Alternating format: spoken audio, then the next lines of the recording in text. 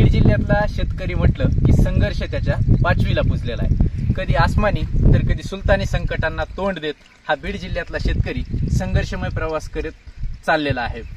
कधी कधी या बीड जिल्ह्याला पावसाअभावी दुष्काळानं तहानलेलं ठेवलं तर कधी कधी अतिवृष्टीमुळे तडाखा बसलेला आहे। ऊसतोड मजुरांचा जिल्हा म्हणून ओळख असलेला हा बीड जिल्हा, त्याचबरोबर सद्यस्थितीत राज्याचे कृषी मंत्री असलेल्या धनंजय मुंडे साहेबांचा हा बीड जिल्हा।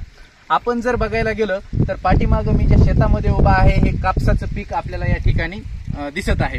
यंदाच्या खरीप हंगामात म्हणजे 2024च्या या खरीप हंगामामध्ये सुरुवातीलाच पाऊस झाल्यामुळं पेरणी वेळेवर झाली आणि पिकं चांगल्या पद्धतीनं आलेली आपल्याला या रिपोर्टमध्ये दिसत आहेत। परंतु सततच्या पावसामुळे आणि दिनांक 31 ऑगस्ट आणि 1 सप्टेंबर या अनुक्रमे 2 दिवशी अतिवृष्टी आणि ढगफुटी सदृश्य पाऊस या संबंध मराठवाड्यामध्ये जवळपास निम्म्या महसूल मंडळामध्ये झालेला आहे आणि पिकांचं पत्याचं नव्हतं झालेलं आहे। जर आपण कापूस पिकामध्ये जर बघायला गेलं तर या पाणी साचलेले आणि पूर्ण पाणी अजूनही यातून वाहत आहे।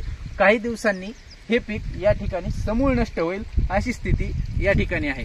त्याचबरोबर सोयाबीन मध्ये सुद्धा पाणी साचलेलं आहे, पिकं वाहून गेलेली आहेत आणि इथून पुढे या पिकाला एकरी 10 किलो 20 किलो सुद्धा पीक उत्पादन या ठिकाणी होऊ शकत नाही। मग अशा परिस्थितीमध्ये इथल्या शेतकऱ्यांनी करायचं काय?